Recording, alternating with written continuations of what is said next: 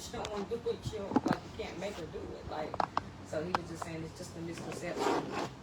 Not necessarily in our culture, but just how men think. He was like, I'll be honest with you, we're always thinking about sex. Like, we're always like, I'm live to y'all, just so y'all know. No, you fine. Go ahead. So, but I like this to them because they remind me of y'all because they be going back and forth, but it be funny. Like they're not arguing, they just be having a debate and they be going back and forth. I be like, it's so crazy. But is it? Do you not think that? I mean, this is just my opinion. I think it's wrong for you to enter marriage with sex wanting to. I understand why they say that you should be like a virgin or not have had sex before. Because once you have experienced it, you want the way you want it is you want the way somebody else used to do it. You got something to pattern it off to like. And I feel like that sometimes when people say stuff like that, well, you already done did it. You already, because you already know you done tested the water. Okay, we already know we ain't no virgins. Some of us are not a virgin. I'm not a virgin at all. Yeah, we done did it. But I don't feel like when we get married that you want me to flip you up, throw you up and down, up on, on the rooftop, do all this other stuff. I don't feel like I have to do all that. Because you experience it and that's what you like, that's what you want us to do. But you've already experienced through somebody else. And I don't think that you should bring that into a marriage because of what so-and-so used to do. You want that same kind. And I think there's a deliverance or maybe I'm not saying it right, that you need to be delivered from stuff like that before you enter into You saying it right. a marriage and wanting to pray it off for you. To do this. Because I feel like some people feel like, well, you did it, you done did it before. That don't mean because I'm gonna do it now. And I think people get that misunderstood. I hear a lot of people say that I don't comment on it, but I be like, why do you feel like that? Just because somebody used to do it, they want to do that now. Or you still holding on to that. That means that there's a spirit still on you. But you want me to do, no, I'm not, no. That's how we live, though. What you gonna say? I was gonna say, men and women, I think as men and women, we view sex differently. Like, for women, I think it's about, or it's a connection. You know what I'm saying? So, like, at least for me, like, if the vibe is off or it's some kind of tension, like, not in the mood. Like, you know what I'm saying? So, I just think we, as opposite sex, we view sex totally different. You know what I'm saying? Or whatever. But I agree with that. Like, be coming in talking about how Susie used to do it, because I need to go talk to Susie because I ain't gonna do that. Like, comparison is the foundation of destruction. Yeah, just drink it real quick. Just soak that in. Comparison is the foundation of destruction. I don't care in which form. It's the foundation of destruction. Comparison is. It's the foundation of destruction. I don't care in what point, in any point, or whatever point you want to look at it is. It is the foundation for destruction. As soon as you start comparing something to something, that means you have a preconceived notion or you have an idea of what something should be. Yeah. And I understand that because not about that way, but in relationships, period. If you feel like you hear sometimes when you hear stuff like, well, because your ex did you like that, you feel like I'm gonna do you like that, or you comparing me to your ex, or you compare me to somebody that done hurt you. That don't mean because they did that to you that I'm gonna do that to you. So it ruins a lot of relationships and a lot of friendships because this is you comparing me to somebody else, and I'm not that person. Do you know why that happens? I was gonna get that. Go ahead. That's what I was Do gonna you ask know why that happens though? Because we're not haven't been delivered from past relationship, past friendship, past things like that, and we bring that into it's trauma. Yeah. So what happens is, if you go into situations dirty, then the situation becomes dirty. Do you know what I mean by that? Yeah. You must be clean. Yeah. A lot of times we go from relationship to relationship to relationship to relationship. Mm-hmm. We don't give ourselves time to be delivered and healed. Mm-hmm. I said them separately. We don't give ourselves time to be delivered and healed. Mm-hmm. Delivered is a cleaning process. Mm-hmm. Healing is a soothing process. Mm-hmm. Those are two totally different things. Once you're delivered, you must have time to heal.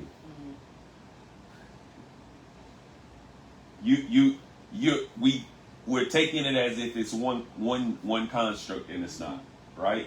So what do I mean by that? If you're a serial relationship person, right? You don't even know what it feels like to be you. Because you don't know who you are. You only know who you are with someone. And you will always compare yourself to your last situation. You'll notice that when you get that right relationship, it normally happens when you don't want it. And that happens because you become okay with yourself. This is the problem, right? If you're in the need of someone to make you happy, then you don't need nobody. Do you understand what I just said? If you're in the need for someone to make you happy, then you don't need nobody. Because you're putting too much pressure on people. It's not their job to make you happy. They can heighten your happiness.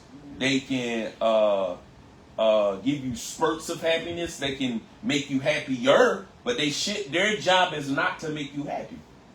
In fact, the job of a relationship is not to make you happy. It's not what a relationship is for. A relationship is a common bond between two people to work something out. That's what a relationship is. A marriage is the foundation of such. What do I mean by that? Right? Whether or not this woman make me happy, she's still my wife. And I can't base her being my wife based upon whether she's going to make me happy or not. Biblical marriage was two people that never met each other, but they were raised to be a husband and a wife.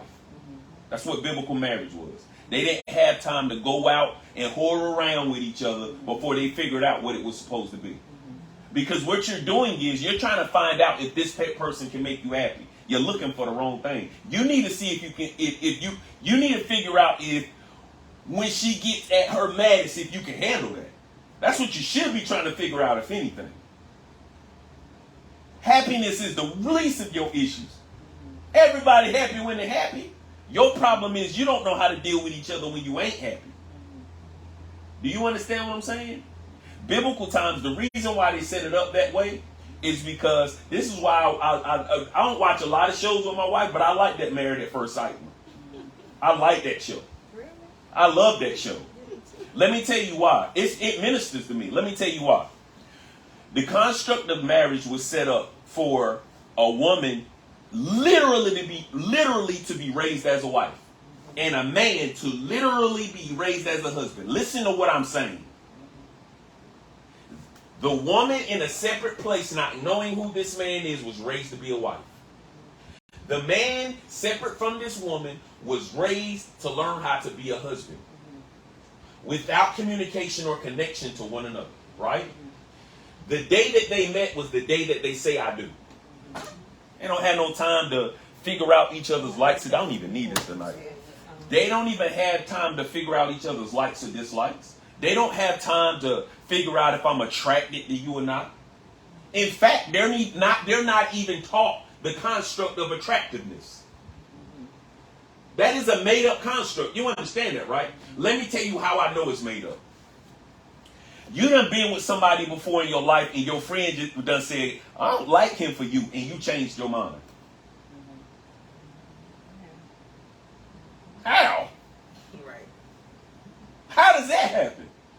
How does a person that you was attracted to, how does that change? Bigger than that, how does that change throughout a relationship? I ain't attracted to you no more. What are you talking about? What are you talking about? That lets you know that you don't even understand the method of attraction. Well, I think what people say is that it's not necessary that they're not attracted to how you're acting anymore. They're not attracted to how you treat them no more. So that's when you're like, I'm not necessarily attracted to you. It's not necessarily a physical I thing. understand exactly what you're saying, but that makes no sense to me. But I'm just saying that. I know exactly what you're saying. The construct makes no sense, though. It's not logical. It's not a logical thing. Now, if I got with you when we got together and you had 2 legs and somehow you lost 2 legs and I was attracted to legs, if you don't got them legs no more and I say I'm not attracted to you because you ain't got legs no more, I can kind of understand that. But we both know throughout a relationship, what you started being attracted to, you learn more about the person, which brings on new attractions. So the construct that I ain't attracted to you no more doesn't make sense to me. It's impossible for you to be with somebody every day and not find goodness in them without you having comparison to something. But you find goodness good and bad. You find negatives too. I'm glad you said that. I'm glad you said that, right? You've never told somebody I'm not attracted to that. You say I don't like it. Boy, somebody like, well, that don't turn me on. That turns me off. That's a totally different thing. That's a still I get what you're saying, but listen to what we you know how I am about words. Listen to what I'm saying. You've never told somebody I'm not attracted to that. You might have told them I ain't attracted to him. Mm-hmm. I mean, So where does you ain't my type come? Where is that the all the time? That's a new thing. Let me tell you something.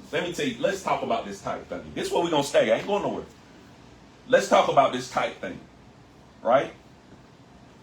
When you say you're not my type, I want you to think about everybody that you've dated. None of them look alike. I know they don't. So what's your type? but that goes into, like you said, that show Married at First Sight. Like sometimes when they meet, they're like, oh, I wouldn't necessarily pick this type of person because this is not my type. It's not what I'm attracted to. So they might be attracted to a more provocative type of female than a more reserved type or more modern. That goes into that word you was talking about. That has nothing to do with attraction. That's their type. But that has nothing to do with attraction. What they're trying to say is that doesn't sexually arouse me. Right. So that has nothing to do with attraction, though. It's more of a lust thing. That's exactly what it is. You build up hormones for things in your life. Whatever you open yourself up to is what you start to want. The word attraction means something that's drawn to you. Do you understand what I'm saying? Attraction means something that's drawn to you. So it is actually ignorant for you to say that I'm not attracted to you. How you gonna tell him that you ain't attracted? You might be attracted to him. Do you understand what I'm saying? The word is even wrong how we use it. What I'm saying is in your life, right? Scripture says that the eyes are the windows to the soul. So what you like, what you look for, we can use the word attraction, that's fine. I got that out the way. I just wanted to make a point about that. What you're attracted to is what you've seen in your life, and you've built this image in your head of what this should look like. So you base everything on what you should look like. Y'all remember when y'all was little? Y'all used to write that little list with it used to say your baby's name, his name, and y'all know what I'm talking about. Y'all know what I'm talking about. The little thing, right? You would either write it on that piece of paper or you would do that little thing. Mash, you play like mash. Right? Mash. You know what I'm talking about? Yeah. But you would build this, you would build your perfect person. Do you know how old you were? How in the world do you know who your perfect person is?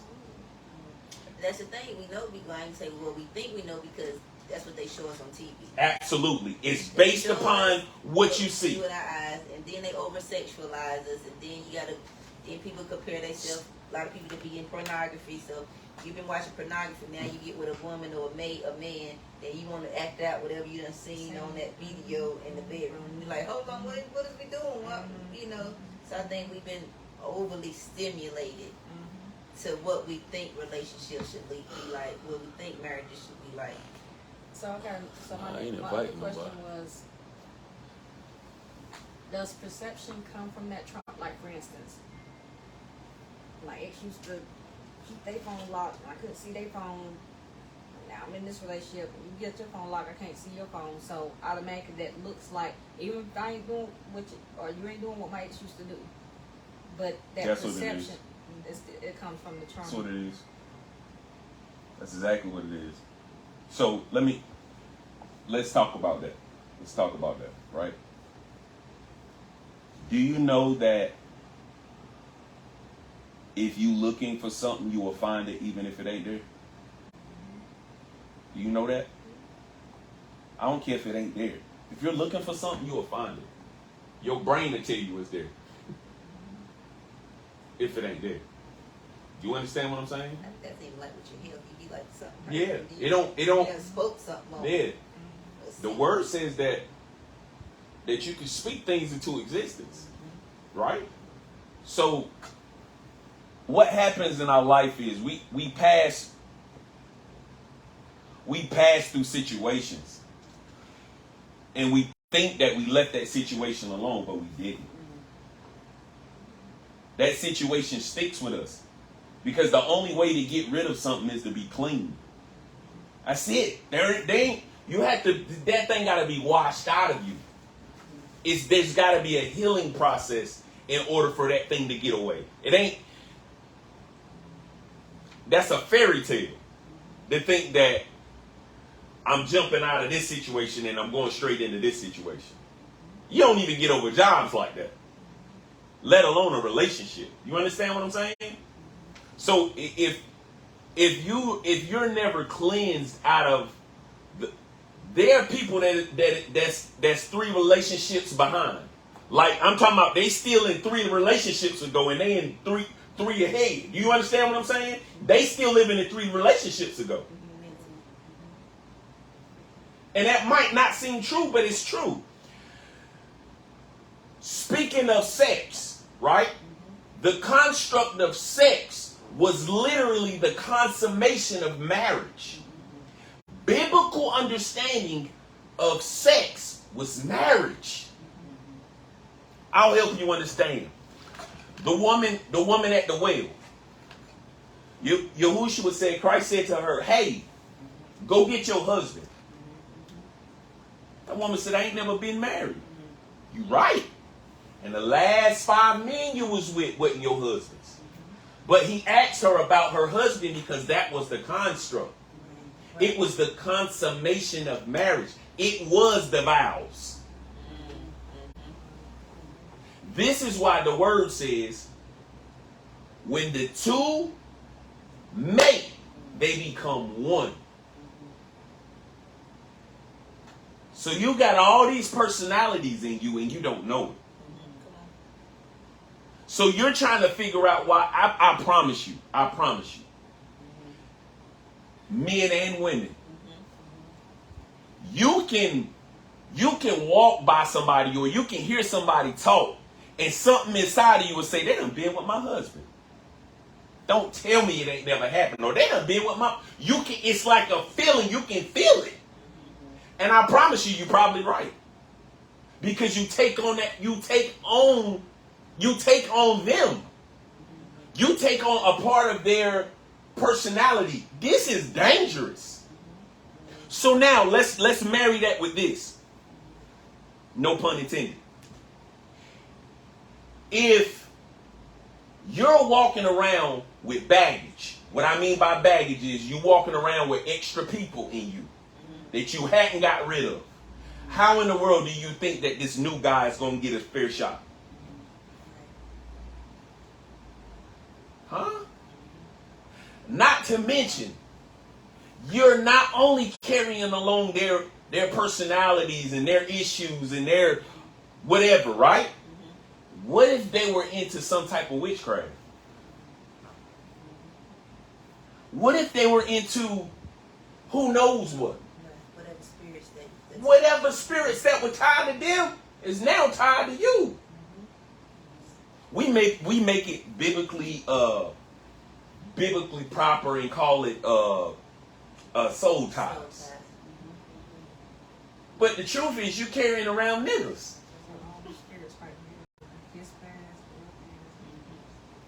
Man, you carrying around the world. Now you schizophrenic. Yeah. And he's sitting there, he or she's sitting there trying to figure, what is wrong with this idiot?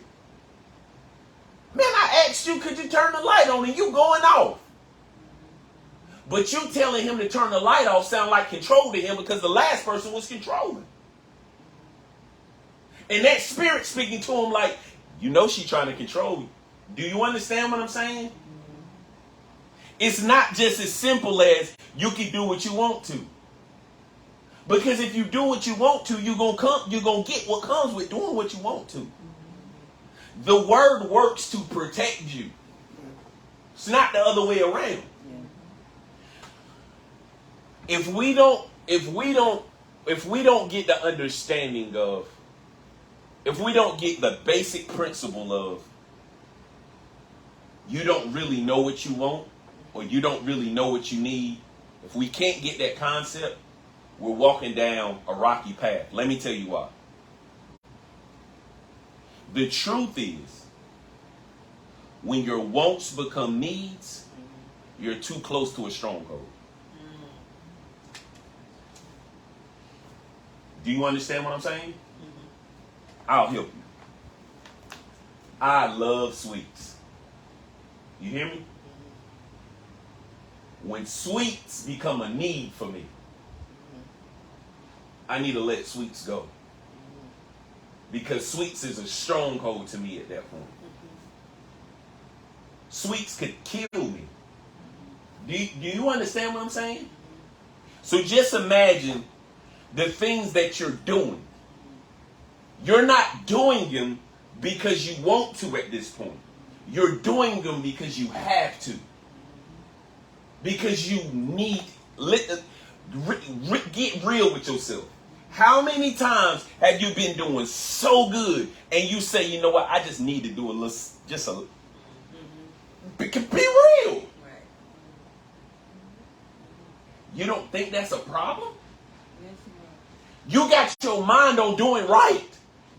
I do that with my finances sometimes. Like, I've been doing good. Let me go treat myself. Let me go splurge. You know, like, I feel like it's a need, but it really ain't a need. Right. But, you know, you can just do it in different. Right.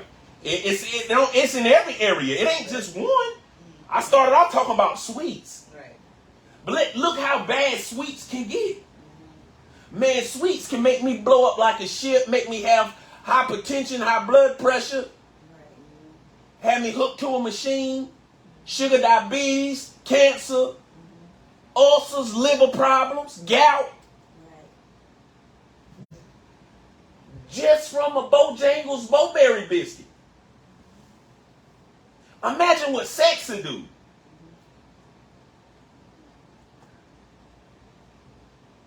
The word said that the flesh is never pleased.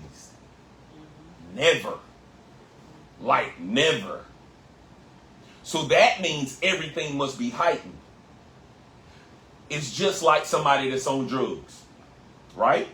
What happens is they get that first high. They chase that first high for the rest of their lives. They chase it for the rest. Because what happens is you become used to where you are. So you got to bump it up a notch. Then you become used to that. You got to take it up a notch. Now, somewhere in between there, that want became a need. Now you can't do without it. You go a day without it. Now you got headaches. You dizzy. You don't know what to do. I don't know if anybody ever smoked the marijuana. But if you smoke and you a smoker and you smoke every day, if you go a day without smoking, you get a headache. Because that want became a need. Now you pass wanting it, you need it. You say, I need to smoke something. I got a headache. So why we don't think that happens in every other aspect of our life? Right. sin can go past a want. I'm doing it because I want to. No, you're doing it because you need to. This is why he said, those who love me keep my commandments. Because your love for him got to be bigger than your love for him got to be bigger than your wants. You got to make a choice at that. You get what I'm saying? So in any relationship, right? You looking for any let's stick with relationship because that's what we talking about, right?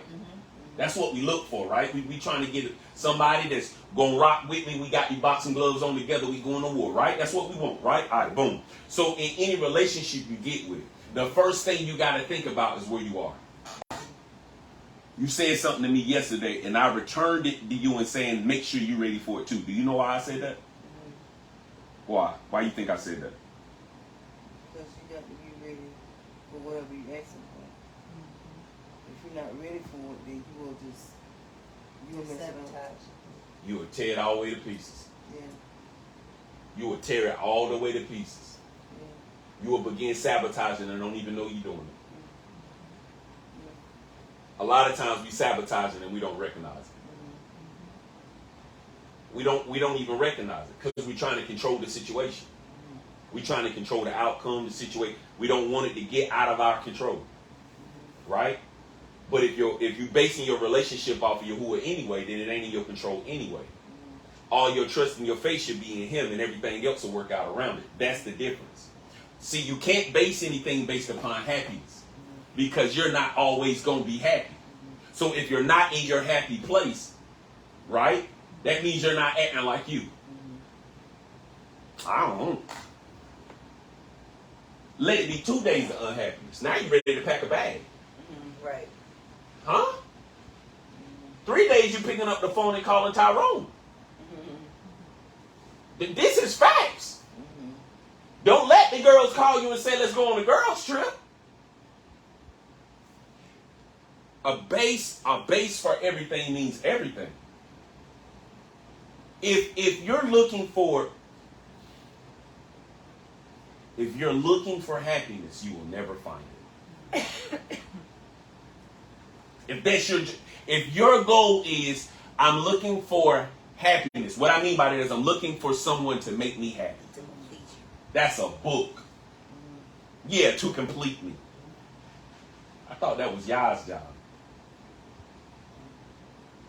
I'm talking to believers, right? We ain't talking about somebody that don't believe. We out here looking for somebody to complete us, and we already supposed to be complete before we go into something. Right. I'm not supposed to make you dance. I'm just supposed to dance with you. You already supposed to be dancing. If you dancing and I'm dancing, we grooving. But if I got to keep picking you up to dance, pretty soon I'm going to get tired of reaching my hand out. That's just human nature. That's just human nature. Now, granted, there going to be times I'm going to have to raise you up, baby, let's dance, because that's my job. But every day, that becomes manipulation. Do you understand what I'm saying? Do I need to say it in regular terms and not an analogy? If I do, that's cool. Okay. There's no way that every day you come home, there should be something wrong. No, it's impossible. Every day, even if it is, swallow it. Talk about it another time. Find a place, find your happy place. Give it to Yah something. One, because it's impossible that every day is a bad day. Two, because you need to look inside and find out why every day ain't right.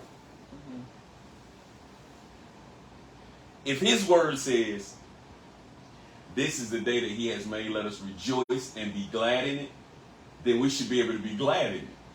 His words are not lies. Do you understand what I'm saying? Everything we talk about, even when it comes to relationship, always comes back to us. And there ain't nothing you can do about it. But a part of a relationship is learning what the person like and dislike. And a lot of I agree with that. times people don't take the time to learn likes and dislikes. No, they get frustrated. And it's like, well, this is what I'm used to. This is what I would expect. You know what I mean? You know, it's really not no. Because I was telling her, I feel like communication and talking is two different things. You talking, it's the same thing, but it's two different things. And I say that because, like, how do you know what I like if you don't communicate? We don't have a conversation. You ask me what I like. If you feel like I'm doing all the right things, I'm doing this, I'm doing that, but how do you know that's what I like? You doing it thinking I should be fulfilled in what you're doing, but maybe that ain't what fulfilled me. Right. So I got a question for you. Okay. What do you mean by fulfill you? Like, maybe fulfill is the wrong word. Like a person doing these things, and they feel like I do all this, so you All should what? be happy. Just things like Anything, I cook, just anything? I cook, I fix your plate, I bring it to you. Right. And you saying, what if that's not what you like? Is that what you're saying? Mm-hmm. I'm saying, what if that? Thank you, but there's no, you're not gonna get a prize. Like, I don't know what you're looking. Now let me ask you a question. So, what you're saying is, don't ask for brownie points for doing something just for doing it. Is that what you're saying? Okay. Now I'm gonna ask you a next question. Why wouldn't you want to give him brownie points? Say thank you. Tell you wrong. I actually, if you do Hold on. you're not doing it from the heart anyway. You're doing it for me to say something back. It's not the question. It's not the question. I asked a simple question. Why wouldn't you want to give him brownie points? No, wait.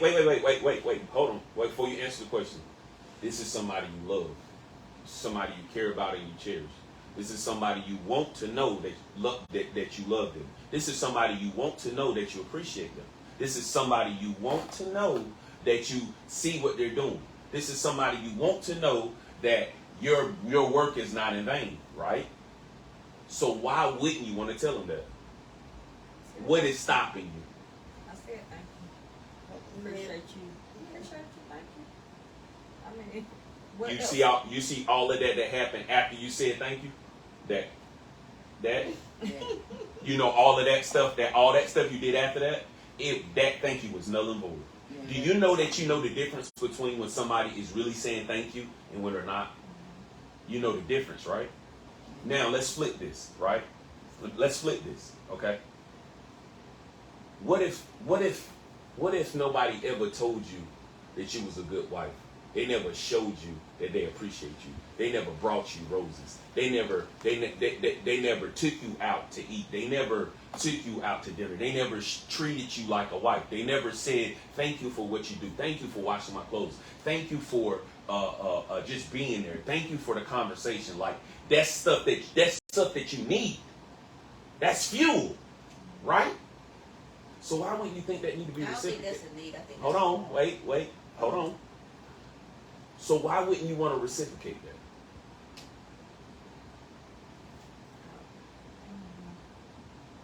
Okay, I just feel like now that say what should you be was finna. enough. Go ahead. You That say you. should be enough. Hey, and you know what's crazy?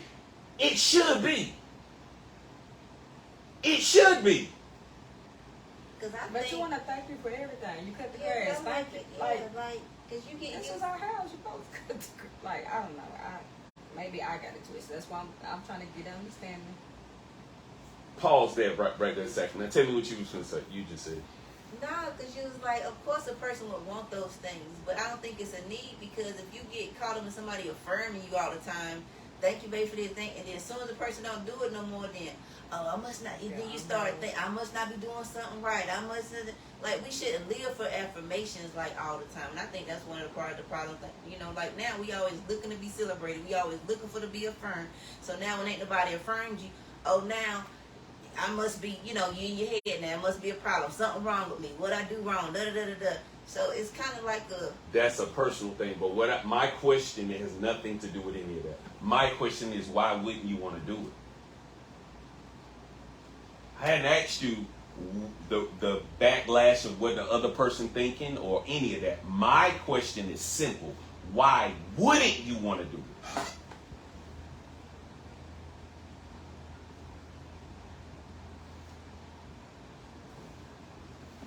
I don't don't think it's something that you wouldn't want to do. I just think it shouldn't have to be a need. That's all that, I'm saying. but honey, that's not an answer. It's not an answer. Anybody never said you didn't want to do it. I don't think it's not. I don't think it's not. You don't have a desire to do it. It's just you need to thank you all the time, like every day. Eat cartwheels. Y'all not answering. That's not the if y'all put that answer on the test, y'all gonna fail. That's not an answer. The answer is we ain't gotta do cartwheels every time, you know. That's not an answer. That's an answer. It's A, B, C, D. Go ahead. Okay, isn't that the same thing is that we want God to affirm us when we do stuff? That's exactly what it is, Sister Nisa. But you don't want nobody to affirm. You want God to affirm stuff that you do. You want God to say, "I'm happy for you. I'm glad you're doing this." You better speak that word. But you don't want to recognize give somebody a clap on the back for what they're doing. I'm not saying I don't want The to. answer- I'm just saying Hey, every time you do it. hey. I can almost guarantee you ain't nobody want to thank you every time they do something. You're adding. No, wait. You're adding that. You're adding that. No, wait. Okay? Wait. If y'all don't respond to your second. Wait, hold on. And let me finish. Hold what you got. Hold your horses. Hold your horse. You say even y'all don't, but that ain't got nothing to do with what we want. Believe it in you. Don't give it to nobody else. No. Tonight's about accountability. We thinking about ourselves. Don't add nobody to it. Tonight is about us. Let's keep it in you. Don't add nobody else to it. Tonight is about accountability. What I said was, we want y'all to respond to everything we say. But you don't. Why is you putting that on y'all? Because he don't say. No, I know what he do and what he don't do. That ain't what I said. I said we want y'all to respond to everything. We want it. Yeah, Okay. we want it. We're going back to the want and need. Okay. We want it every time. Every time we do something. So if you want y'all to respond to everything, do y'all know that he tell us that a relationship is based upon how you treat him? Mm-hmm. He might not respond every time because you don't.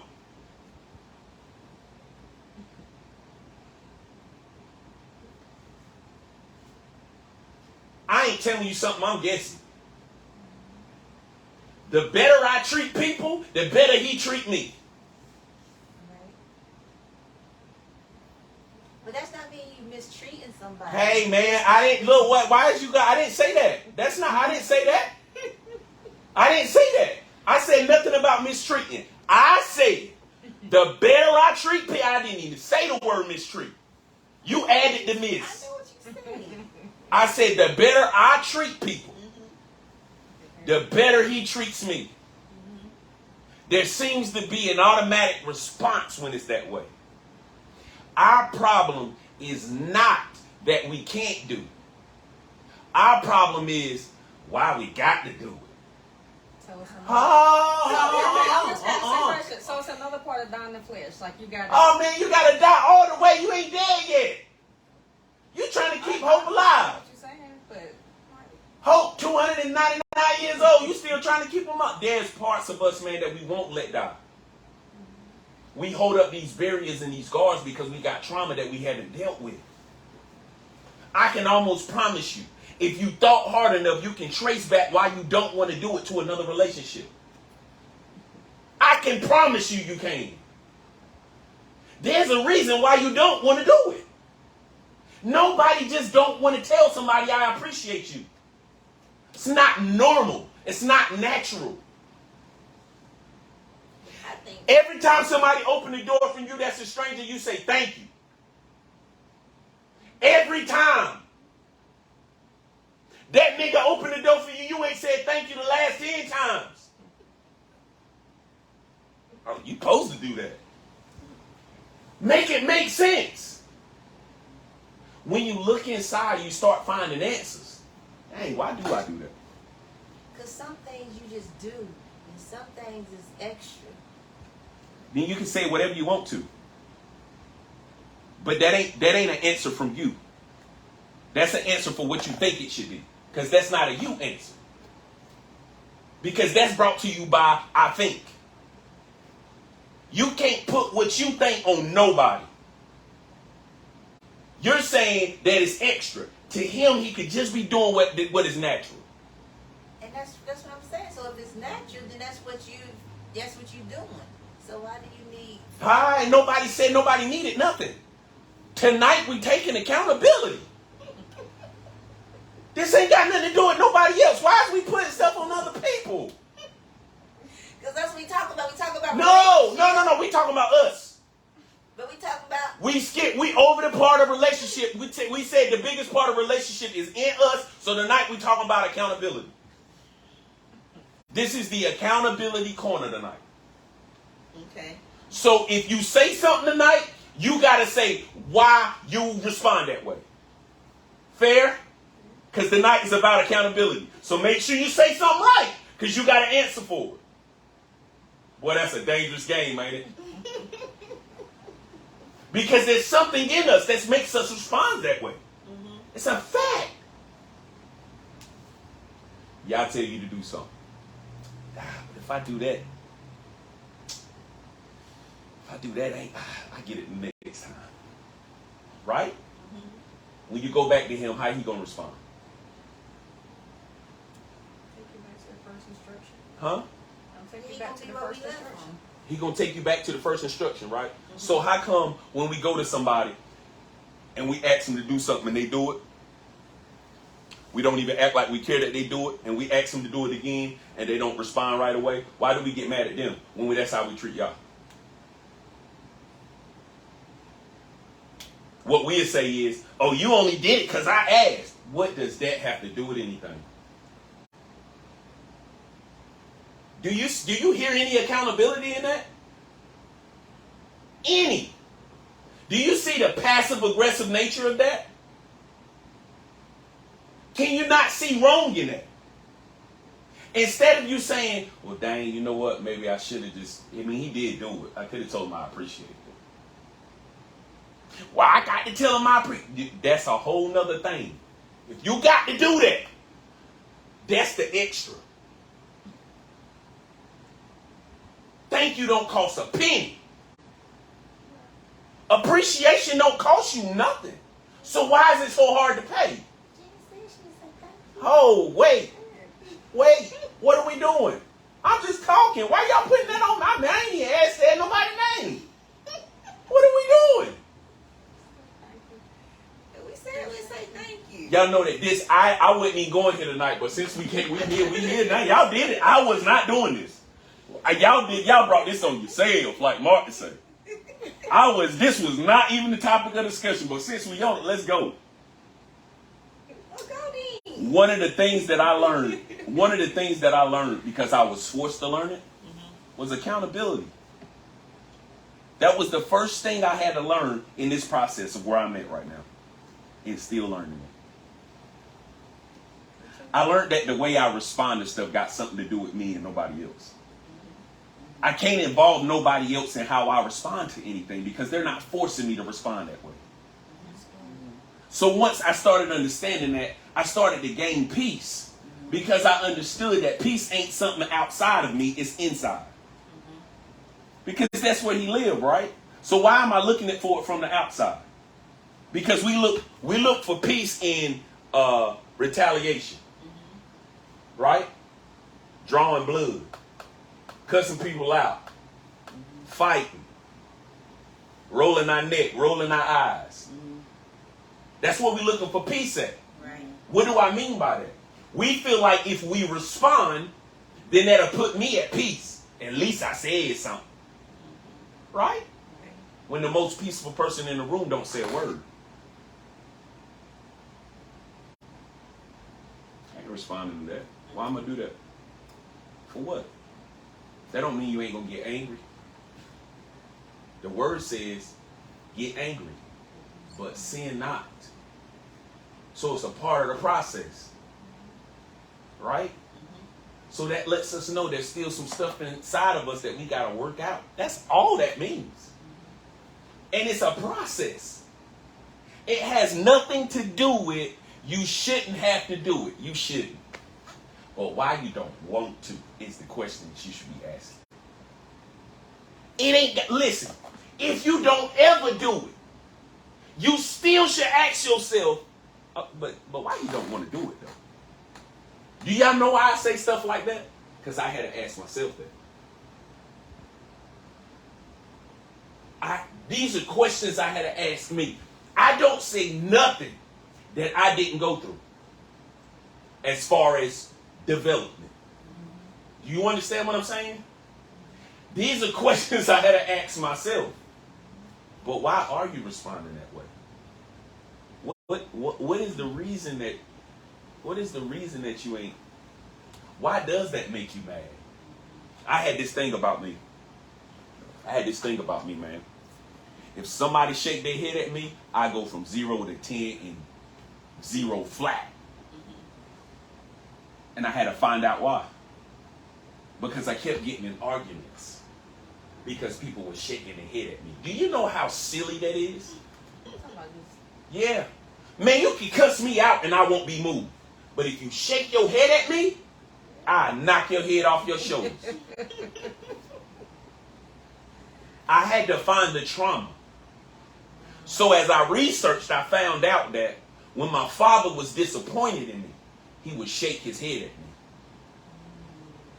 So I never saw the person shaking their head at me. I saw my father shaking his head at me. And it triggered something in me. So just the question, why does that make you mad? Allow the Holy Spirit to bring things to my remembrance. The word said that the Holy Spirit will teach you all things and bring all things back to your remembrance. So basically, if that thank you is what that person needs to feel love, why do you not want to give it if you love them? And do you know what that submission of love does? It makes them then, because it's transferable. If bad spirits are transferable, you gotta know good ones are too. So now, if you're responding in love, guess what the only reception of that can be? He got to ask himself, dang, why do I need her to do that? You see that? But if you say, dang, I said thank you, nigga, how am I gonna respond?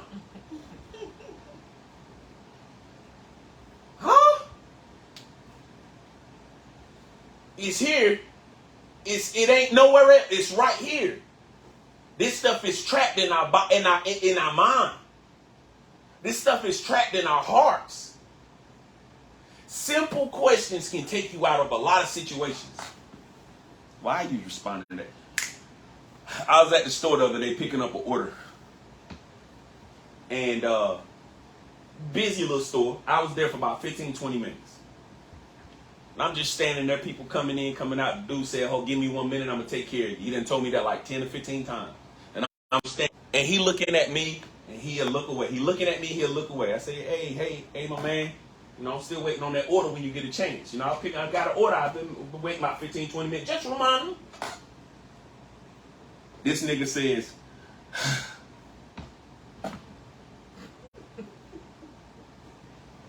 huh?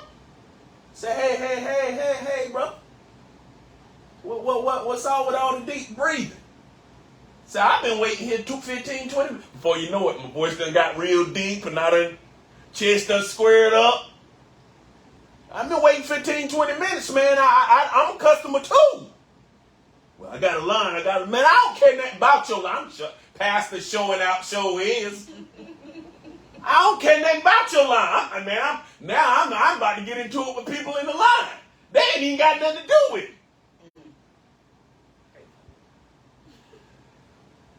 Other young man sees there's an issue that was helping me say, you know what, man, my bad, you have been there for a minute, let me get your order. This is how he responded to me. He said, you know what, my bad, man, you have been waiting for a while, let me get your order. Man gets my order.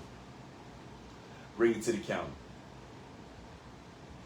I got the bag, I immediately dropped my head because the Holy Spirit was tearing me up inside. By the time I got to the car, the Holy Spirit said, hey, Why you just didn't get the order yourself and then you could have just showed it to him and left? My anger wouldn't let me think. Ooh, that's good. Huh? Wasn't nothing stopping me from getting the order. But pride at that point, no, he gonna get my order. Huh? This is what's happening. And that thing just kept building to be other stuff and other stuff and other stuff, and then I can't even think because I'm in it now. Like you know when you in it, you want blood. Let's be real. That's what it's about.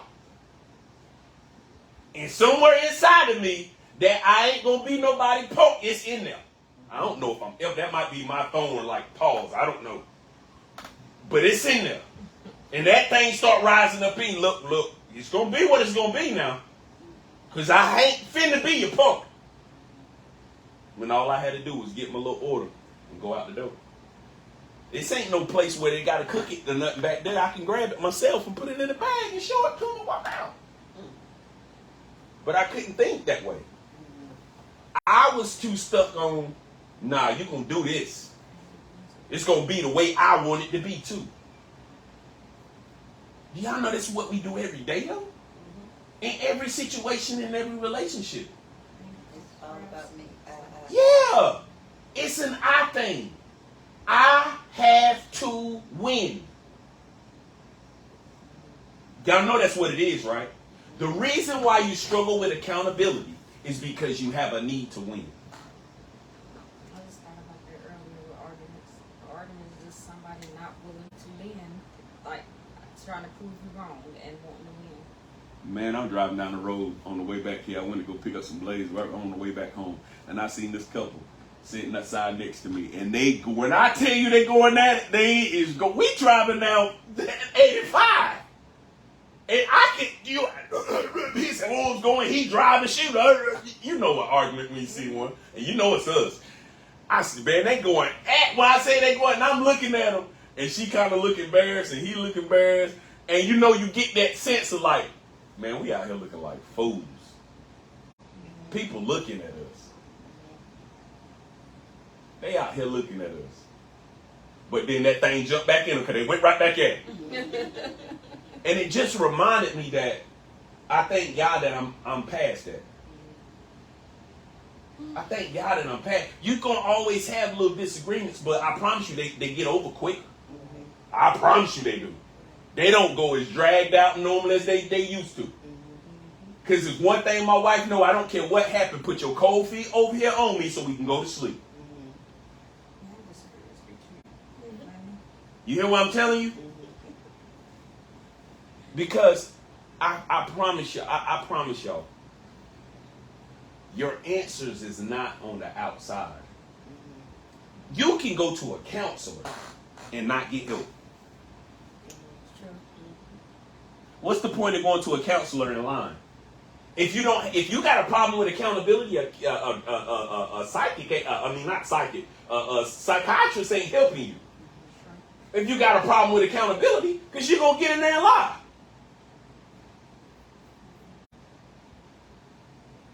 Another big point in this, since we're talking about it, that will help with accountability, perception and discernment are not the same things. Perception is an individual's views. Discernment is a spiritual thing. They are not the same things. What you perceive and what's being discerned to you are not the same things. Me and you can look at the same thing and get two different perceptions. Everybody knows about the glass half full. How do you see this glass? Half of us going to see it half empty. Half of us is going to see it half full. That's based upon your trauma. If you a happy person, you see it half full. If you a person that everybody ain't able type of person, then it's half empty. Or if you a person that leans on the side of error. Now, I understand that person is important too, though. Do you know why? Why do you think they're important? Why do you think the person with the glasses half empty is important?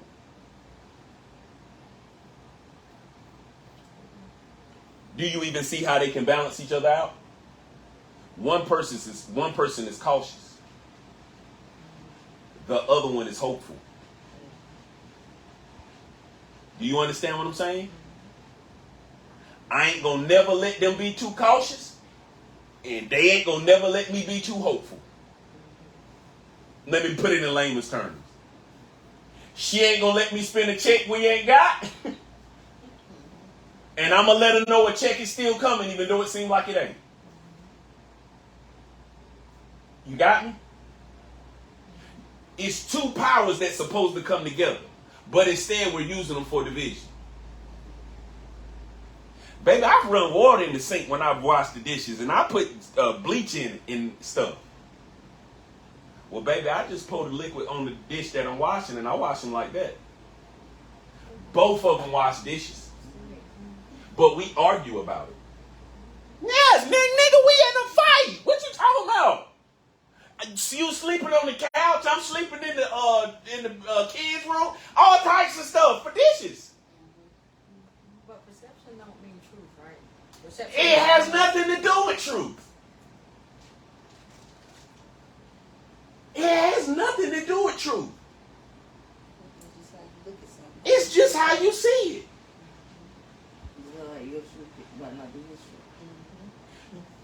I'll help you. One person see the glass half empty, the other one see it half full. The truth is it's a half a cup of water. The truth is you're looking at it. You're trying to make it something else. No, it's a half a cup of water. It's not half empty or half full. It's just a half a cup of water. Why is you adding to it? The truth is simple. And our ways are not his ways, and our thoughts are not his thoughts. Both of you wrong. Once we understand that, we can take a deep breath. But our need to be right will not let us hold accountability for ourselves. The problem with relationships is accountability. Period. Any relationship. Ain't nobody wrong. Man, you'll call to Africa to prove your name right. But you know what I'm saying? So where do you think non-accountability stems from? Like just like it's trauma. It's trauma. Anytime it's arrested development is what it is. Accountability is an adult construct. I'll help you understand. Your child will never take accountability. They don't know how. Do you know why they don't know how? Because they're not adults. But you try to get them to. You're training them to take accountability. But you don't know how to take it. They don't know how to take accountability because they're watching you. I ain't never seen you take it. Okay. But Mama, I seen you do that and you told Daddy you didn't. Okay. Accountability is an adult construct. Kids have no concept of it. The reason why that happens is arrested development. Something happens in your childhood that causes trauma. Anytime something comes close to that trauma, you begin your defense mechanism because you don't want to be hurt again. So anytime something comes close to that, it is what it is. That can happen when you adults too. Arrested development don't just happen because you always growing. So if at any point, I don't care if you're 70, if you're supposed to make it to 80, if something happened at 70 and you stop at 70, you don't reach 80. Do you get what I'm saying? There's always these points that stop you from your growth. And the only reason you can't take accountability is when it happened, you weren't wrong. You're defending whatever happened at the time that it happened. I wasn't wrong when this happened, so I ain't never going to be wrong about it. Do we also not take accountability because it holds us at a standard? And in that standard, it requires a self-evaluation? That's beautiful. That is beautiful. That is the absolute definition of it. That's the absolute definition of it. Accountability is the hardest thing to teach, and it's the hardest thing to hear. I am so glad y'all brought this up tonight because I would have never been able to teach about accountability. And it's hard to bring it in too if you're not used to it. If it's something you're not used to. Mm-hmm. Because being accountable, you have to be humble. That's the big one right there. Say that one more time so the people in the back can hear you. No, for real, so I can make sure they heard you. Being accountable, it forces you to be humble. I ain't gonna say forces you to be humble, but No, you can say that. You say that. it has to be some sort of humility. What she said was accountability forces you to be humble. Yes, it does. Hallelujah. So if nobody ever held you accountable, the person's trying to hold Woo! you accountable. Hold on, I gotta pray. I gotta shout on that one. Say it again. So if nobody's ever held you accountable, or then the person that's coming into your life that tries to hold you accountable, it's gonna be hard. It's gonna be It's gonna be difficult. You know the hardest person in the world to hold accountable is a spoiled child. Do you know that? If they've always gotten their way, it's a temper tantrum that they're throwing, man.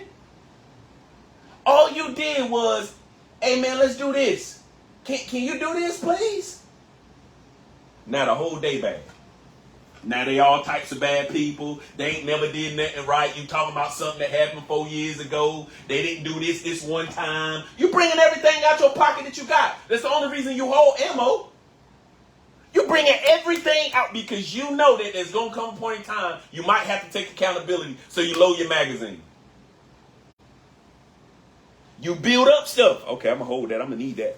I'm going to need that. I'm going to need that. I'm going to need that. What else is you keeping score for? What's the other point? The point of doing it? You ask me something I don't remember. Shit, don't you right there ask her? no. And why is that too? Like some people might ask you something you really don't remember. They accuse you. You don't want to be accountable, but you really might not remember because it might not been that important to you, or you know what I mean, that big of a deal. They're like, well, you remember you didn't eat? Like, no. And they're like, no, you just don't want to be accountable. Like, I don't even know what you're talking about. I don't remember. I was laughing because Sometimes you might not remember, but sometimes you remember and you suppress it too though. That's the both of them is true. Sometimes if you suppressing something, don't necessarily mean you're not trying to be accountable. That's not what I said. Listen to what I know. Just listen to what I said though. I said sometimes you might not remember, but sometimes you suppress it so you don't ever have to be accountable for it. They're both true. I was laughing because when you said the magazine, because I thought about the memes, and I'll see a meme and I'll be like, oh, I'm going to say this, so when this happens, you better know it. Too. You better know it. That's why I was laughing. You better know it. That is so silly. Ain't it crazy how all this stems from us? We ain't even talked about another person, because remember we cut that off? You can fix it in you. You can fix a whole relationship between two people in you. It's crazy, ain't it? Because accountability forces another person to take accountability. Eventually. If you start taking accountability on yourself, you know what? I could have did that better. I didn't do that all the way right. I could have did that better. When you get there, that's growth. If you learn to take accountability, even when you think you're right, that's growth. Even when you think you're right, I promise you could have did something better. So if everybody's taking accountability, it's hard for an argument to happen. You might argue over, dang, I said it was me. That's a better argument, though. You get what I'm saying? And Sister Nisa, this is good information to take on, because when you go into your situation, you can go into your situation clean. The better conversation is this. When you get to the point to where you know where all of y'all arguments stem from, because they're so small and so petty, y'all done got over everything else, that's when you know you're growing. So you know our only problem is this. And both of y'all look at each other, just give each other that smile, and you put your head on her shoulder, y'all go, huh? That's growth. It's growth. But that only happens when you start taking accountability. And accountability is impossible until you submit yourself to y'all, first of all. That's first and foremost. Accountability is the hardest thing to do. Period. I don't care what you say. That's the hardest thing to do. Because there's so much built up. There's so much hurt built up in your life that the craziest part about it is, with Arrested Development is, at the point that it happened, you were right. That's why it hurt so bad. You were in the right. So now you feel like you always right. The enemy's crafty that way. You could be dead wrong because you was right then. And it makes you not take accountability for nothing else. The questions that you ask yourself are way more important than what you ask somebody else. Sometimes when somebody talking, you shouldn't even say nothing. I'm talking about nothing. You know how hard that is? I'm talking about somebody telling you something that bothered them and you not responding with, but what about when you? I'm talking about just sitting there and taking it. You know what? You're right. I'm gonna look into that. You know how hard it is? You have to practice that. That's something you have to practice. Because you got ammo. Boy, you got 2 magazines in your back pocket. You've been ready to unload, and you can't even do nothing with them. You know what? I'm going to just take it. And I'm going to try to work on what you're saying. And we'll revisit this. Ain't that a crazy concept? Let me see something. We done tried it the other way, and somehow we keep arguing about it. So let me try to work on what you're saying. It's a crazy concept, ain't it? Instead of, y'all ain't saying nothing. You ain't said a word. Our communication terrible. Huh? It's because 2 people can't talk at one time. Somebody gotta sit. Somebody gotta be home. Somebody gotta be the bigger person. But why is it so hard for us to like? I can't sit over. You can't. We sitting on opposite sides. Mm-hmm. You can't see what I see from over here, and I can't see what you see from over there. So if you say, sis, I see that. Why would it be so hard for me to? Why am I gonna come back like, no, I don't. That ain't what I do. That's like, it still goes back to accountability. I mean, why is it so hard for us to accept that when we can't step outside ourselves and see what other people see? Because you have to be discerned to you, not perceived. You can't perceive you. You have to be discerned to you. That's why I said discernment and perception ain't the same thing. What you perceive that you're doing ain't what you're doing. Because how can you perceive what you're doing? You ain't him or her or whoever it is. Right? So how can you perceive it? How can you perceive something to be wrong that you've been doing your whole life? The first thing somebody said, I don't do that. That ain't how I act. That ain't how I do. I got a challenge for people if you ever want to try it. Just don't beat your kids up. Okay? Get one of your kids that's always honest. I'm talking about flat out to tell you how it is. The one that won't hold punches. Bring that kid in your front room, right? And both of y'all sit there, you and him, or just do it by yourself, whichever way to let it go, and say, show me how I act. You'll be ready to beat them down in 30 seconds.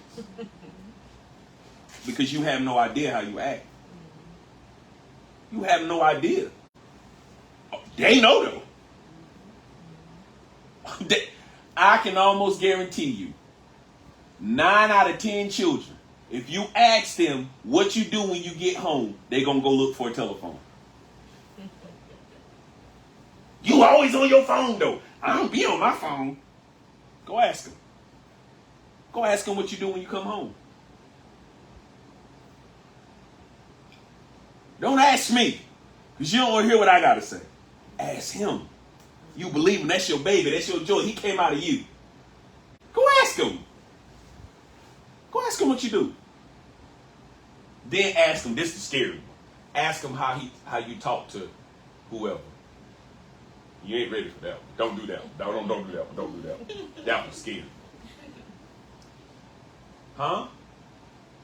Yeah. Boy, that's a rude awakening. You hear me? It's hard not to take accountability when you're looking at your child say you do it. Yeah. Accountability is also easier to accept when you're ready to change. When you're already in the process of changing, it's easier to accept. If you got somebody that ain't even really thinking about changing, they ain't trying to change, they're not going to receive it. That'll preach right there. They need to change. Or they don't. That'll preach right there. Yeah, you gotta be willing to do this. You gotta be in the, Yeah, you gotta be willing to do this, man. The attitude that I was like this when you met me will never. That will never. That person ain't ready to change. You might as well shut up to them. Yeah, you might as well. They not ready. Well, you knew I would like this. Until you can talk to me with your neck, don't move. You ain't ready to talk to me. But that goes into that, like, you accept people how they are when you meet them, but you don't expect them to stay like that when you meet them. Like, I get it. Like, yeah. I met you how, this way. I accept you how you are, but at the same time, like, I expect you to grow. We're just like the NBA. We marry based upon potential. Just like y'all married us based upon potential. Just because y'all married us like this, don't mean he wants us to stay like this. Right. Christ says that anybody that comes into me becomes a new creature. That means you don't even get to stay the same anyway. Who cares what you've been doing? You ain't ready for nobody to respond to you like that, though. Don't do that, y'all. That's fighting words. But we shouldn't do it. Should we do it anyway? That's what me and her Should was you talking do about it too. anyway? Like, we was talking about coming into a relationship and accepting certain things, like meeting people where they are. Right. But then growing into the relationship, and now you got different expectations, but it's hard for that person because it's like you accepted this in the beginning. Now Who you cares want me to that it's change hard? it? Who cares that it's hard? That's a child's thing. Who cares? Listen, I came out telling y'all that my favorite show is Married at First Sight. They don't know each other. Let me show you the difference. Let me show you the difference. The only thing you can learn with being with somebody for a long time is that you've been with them for a long time. Until you say I do, you don't know nothing about them. I promise you don't. Because it's different. It's a difference when you can leave and when you can't. You hear me? There's a big difference when you can't leave. That's that thing. Probably need a filter change. There's a big difference when you can't leave. I do changes a lot of things. Boy, that thing come out when you say I do. That ain't the same person. You ain't the same person I married. Of course they're not. There's fear there now. There's a different level of responsibility there now. There's a I can't go nowhere there now. So we ain't got no choice but to make this work. There's a that ain't the same thing. So until y'all say I do anyway, you ain't even with the same person, no way. You don't know what a man will do until you back him down into a corner. That's why some people can be married. I mean, they can date like 10 years and get married. And be 6 months. And then some people can get married earlier. And be married forever. Yeah. But you got that back to what we was talking about last night. You got to have that foundation of I can't leave because the world tell you you can. The world tell you, Yeah, what are you social standing media on? tell you, Yeah, like- hey, you can get a, Do you- miss one bus, miss 6 minutes, one trip, Right. or whatever. Right. Hey, I'm gonna tell y'all something. Do you know that courting ain't in the Bible nowhere? You won't hear nowhere in the Bible where somebody courted. The longest structure of somebody getting to know each other was Ruth and Boaz. And she spent the night with him, but she ain't laying in the bed. Huh? You don't get to test out the equipment. That's not how this works. What do you do out? At the biggest part of the story, she was working when he found her. She wasn't out at, like. She put herself in a position. She knew where he was at. That's why I asked you the other day, you put yourself in a position. Because she knew where he was at. She put herself in the line of fire. In fact, her mentor told her to. Huh? She saw something she wanted, and she put herself in it. So they're going to answer your question. Thank you, Holy Spirit. The one you asked me yesterday, should you say something?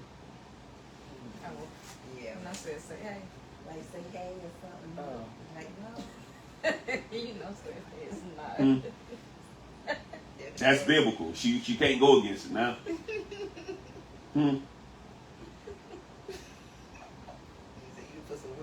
It's crazy though, because our fears and our reservations and our perception of what something our perception of what something is, man, it is based upon a world construct that we're not supposed to be following anyway. But where do you get a perception of marriage if you've never been married? I mean, I know you get it from parents or whoever, but The word.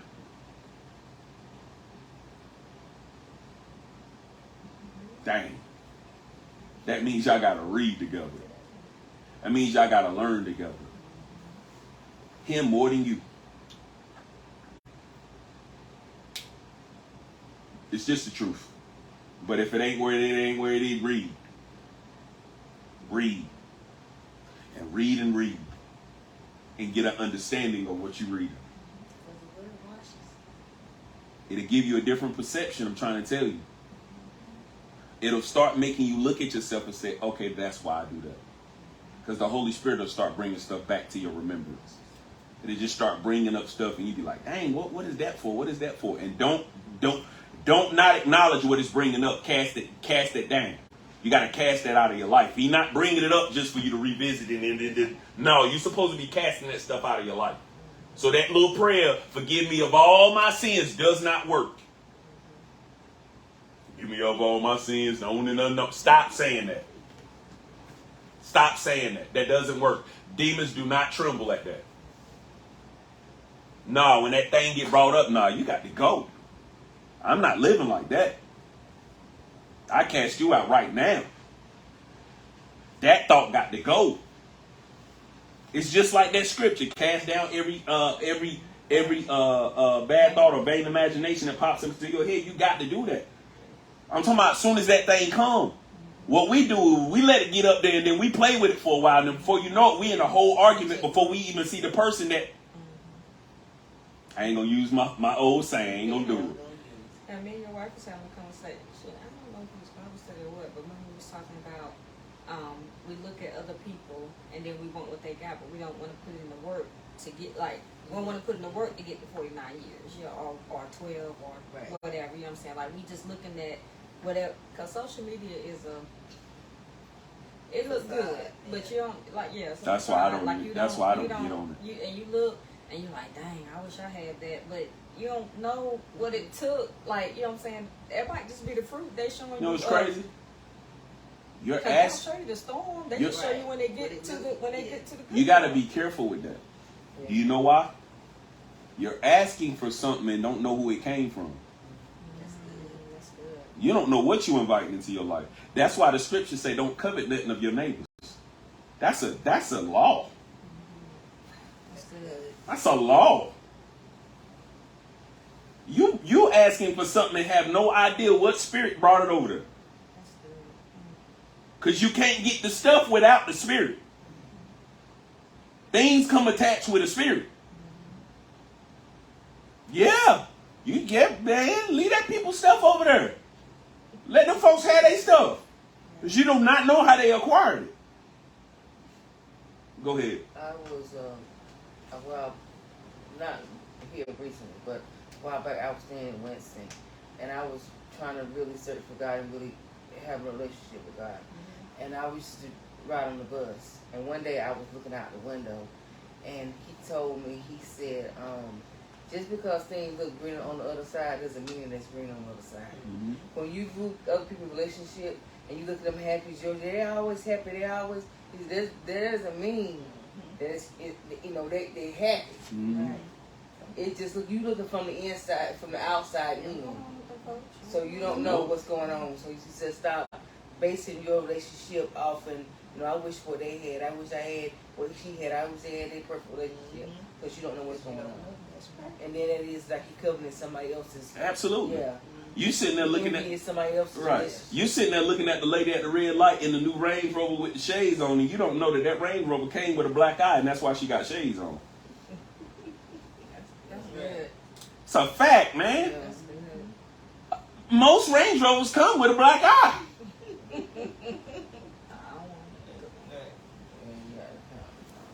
You don't know what you asking for. You don't know what you asking to come into your life. You don't know about none of that.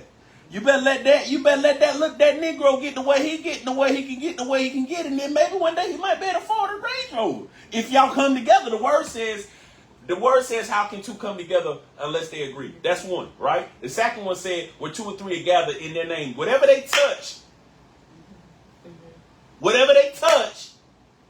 that's why marriage is such a union that comes with great favor. Because you got somebody that's supposed to be on your team and y'all touching and agreeing on things, man, y'all supposed to set the world on fire. But if the enemy keep you at odds, you ain't never touching nothing together. You don't even want to touch him while you're sitting on the couch together. Because marriage is supposed to be Christ's model for how he loved the church, right? Point blank, And I ain't period. talking about a building. Yeah. Point blank, period. That's what it's supposed to be an example to people, man. People are supposed to see your marriage and say, that's what I want. Ain't talking about couple goals like y'all see on Instagram, because that stuff is fake. Yeah. I'm talking about a real one. I'm talking about a real one.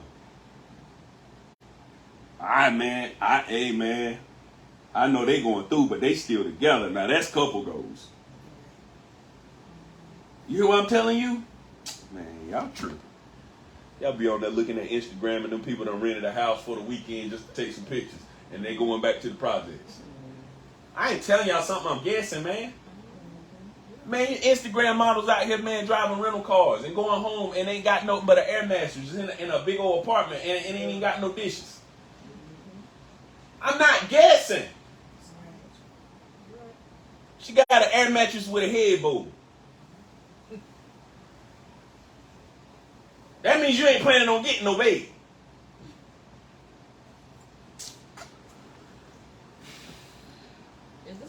Talk about that has nothing to do with what I was going to talk about tonight, but I went on with it because y'all started talking about accountability, and I loved it. I didn't have to bring it up. So y'all brought this on y'all. They had nothing to do with me. So look, y'all, I hope... We talk about accountability. We talk about how grandma... Yeah, but they go with accountability. You want to talk about No. Y'all did that. I didn't have nothing to do with me. Y'all said why. The question why and grandma brought about accountability. Because the answer to the question was grandma knew how to be accountable. Huh? No, I think it's more Papa had. You said what happened? Well, if she knew, she ain't leaving. Where's she going? So it's acceptable to cheat. So you just ain't nobody see how you added that. I didn't say that.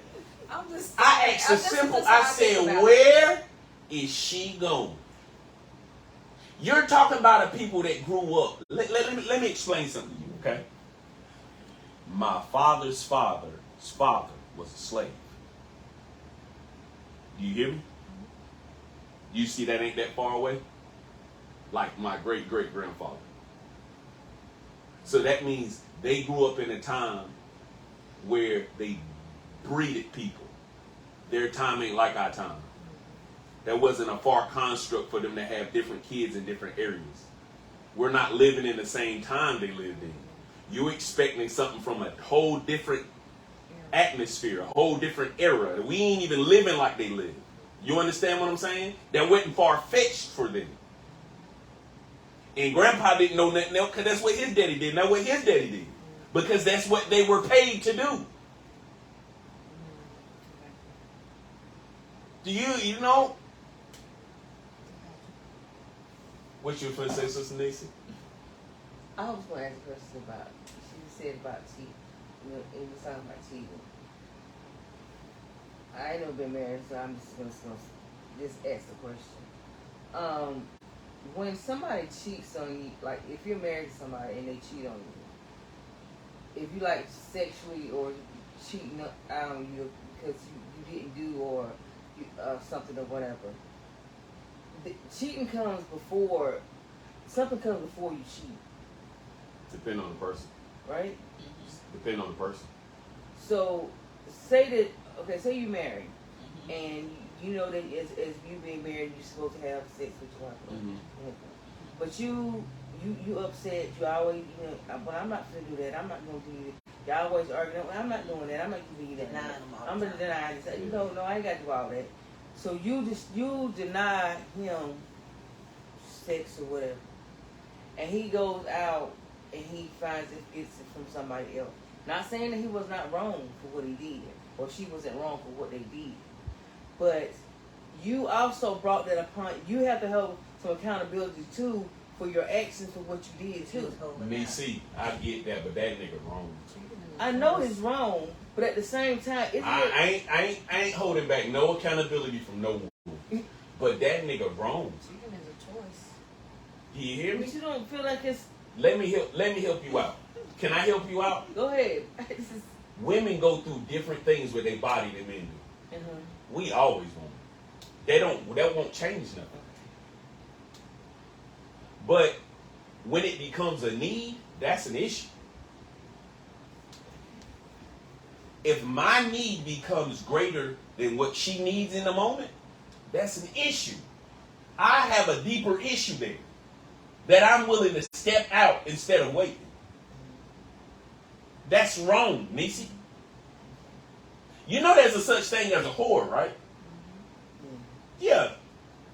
You ain't gotta go too deep. It ain't that deep. There's such thing as a whore. For biblical people, whoremongers, whores among us, whatever you want to say. But there's a such thing. There's some people that got a problem with promiscuity. Don't get. Sometimes women do just. Yeah, they do that. Yeah, they do that. That's why I said the reason. Let me tell you why I said that. I'm talking to a young woman that's looking for marriage. I don't want her walking into a situation blaming herself for nothing. You understand what I'm saying? I'm trying to work on with her mindset. Don't go into that thinking that that's. Y'all gonna say thinking like that, you're making yourself accountable for their choice. It's a choice if I don't give it to you now, but you still got a choice. So whether you want to go out there and get it from somebody else. Now don't get me wrong, I'm not against somebody holding themselves accountable. That is a beautiful thing to do because I try to do it in every situation. I try to do it in every situation. So I understand what you're saying, but I wanted to make sure I told you that before you run out there and grab a knucklehead. No. I'm just telling you. I'm just telling you why I said that. Okay. Yeah. So is that another form of manipulation? Like, that's what it is. I cheated or I did this because you wouldn't, or you wouldn't give it to me, so I. Yeah. Well, I mean, it could be the truth too, but yeah. But that nigga wrong. I don't care what he say. Because I think they could like wait 2 weeks and then they be like, you. Yeah, some people can't wait 3 days. Right. So you know what I'm saying? I think some people can. Man, hey man, some jokers, man. Some jokers out here, man. Don't be tempted. Satan don't tempt you when you know what to tempt. There's some jokers out here, man. I'm telling you. I mean, you know if you're doing what you're supposed to do or not. You know. You ain't got to, you know. Don't keep sending that man off to work, though. And when you become observant. Because Shirley by the break room. And when you become your husband becomes observant of you, he'll know your times of the month. Or he'll know, like, different. Yeah, he might not be right on point, but he'll know roundabouts. He might tell you your period coming, and you be like, why in your mind, why are you keeping up my period? Ain't that he keeping up? He just know, like, the couple of days before. No, they need to keep it up. It is what it is, man. It is what he keeping up, man. It is what it is. Anywho, y'all, I thank everybody for stopping in and stopped in. This conversation went all over the place tonight, though, but I hope we said something that blessed y'all. We do this every Friday at 7:45, every Sunday at 11:30, so please tune in. It's just good to talk sometimes, y'all, and just get some conversation out. So I hope something tonight was edifying to y'all. And until next time, we'll see y'all. Shalom.